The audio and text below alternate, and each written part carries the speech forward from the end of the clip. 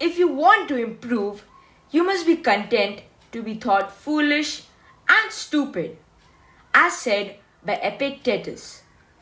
Good morning and evening, everyone.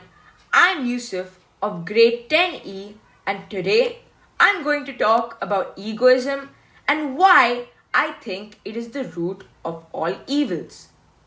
Firstly, we should know what egoism means.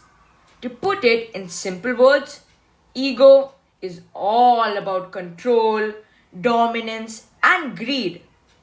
At the extreme, it is the ultimate expression of selfishness, but it is selfishness in some form on all levels. The fact that we all have egos means that we are all selfish to some degree. Our level of insanity is determined by how much we are willing to ignore our surroundings and people. However, ego tricks us. It fools us into believing that some actions are not selfish and are instead for the greater good of humanity. Ego has also led to disastrous consequences. For instance, I think we all know who our past dictators were and what they have done.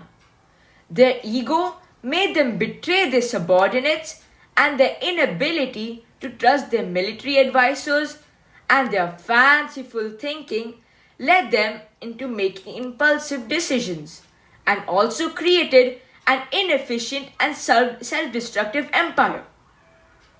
The degree to which we defend and demand agreement to our opinion, unwilling to consider that there's another way of looking at it, is the degree to which ego has control over us.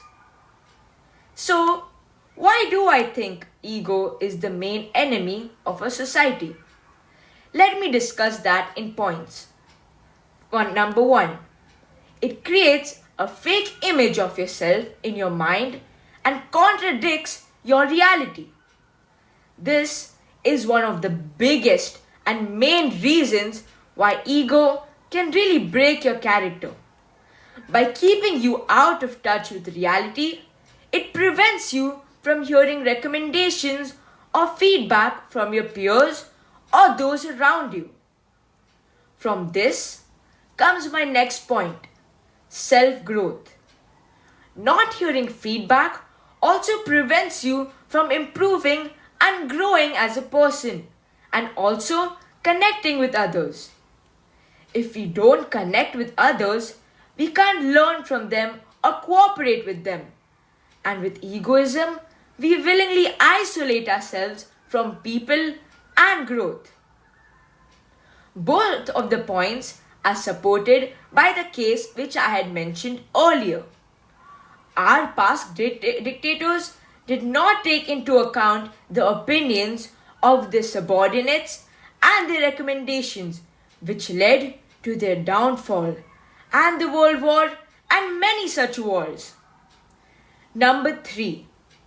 It creates an inflated sense of pride and leads to the habit of blaming others for our wrongdoings. Ego creates an imaginary image of ourselves in our mind which perceives the individual as being perfect. Now, as I have discussed why ego is a taboo trait, let me suggest ways to prevent it. Accept your mistakes. A great way to work on all your ego problems is by accepting your mistakes. We should know that everyone at certain times goes wrong and it is very natural to commit a mistake. But being stubborn and selfish about it is not a good thing. Stop being afraid to look silly. One of the biggest mistakes egoistic people make is living in fear of looking silly. It is often associated with pride since proud people are always worried about making a fool out of themselves. They are afraid to be judged, hence they don't listen to others' recommendations. Knowing you aren't the best. It is very important to be aware of your limitations. You should know that you aren't the best at everything and there will be people who can do things better than you. We are human after all. Everybody is not good at something and that is okay. Plus, knowing that you are limited in certain ways doesn't mean that you can't accomplish or fulfill your dreams.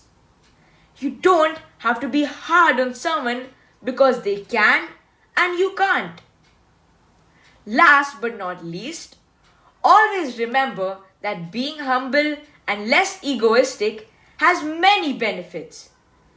Being full of love and less anger is always a great way to feel happy. And it feels great when someone reaches out to you for help.